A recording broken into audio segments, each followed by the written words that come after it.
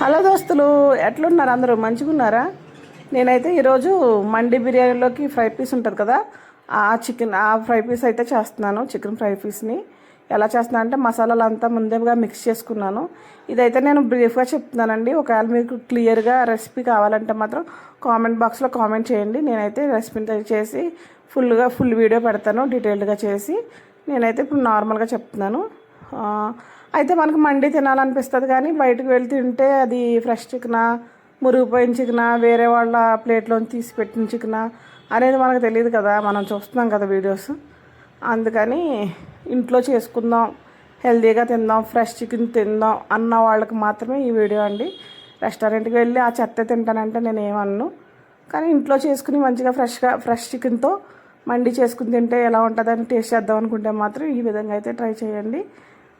ఇలా మనం మసాలా అంతా జాయింట్లకి అయితే అప్లై చేసుకున్నాం. ఇదంతా కూడా మంచిగా మసాజ్ అయితే చేయాల్సి ఉంటుందండి. మనం ఈ మసాలా పూసేటప్పుడే కొంచెం చికెన్ని గట్టిగా నొక్కుతూ చేస్తే అది బాగా కొంచెం కుక్ అవుద్ది. అంతే ఎయిర్ ఫ్రైయర్లో పెట్టాను, డీప్ ఫ్రై కూడా కాదండి. ఎయిర్ ఫ్రైయర్లో పెట్టి ఒక two 3 spoons of oil use చేశాను. మండి అయితే సూపర్ వచ్చిందండి.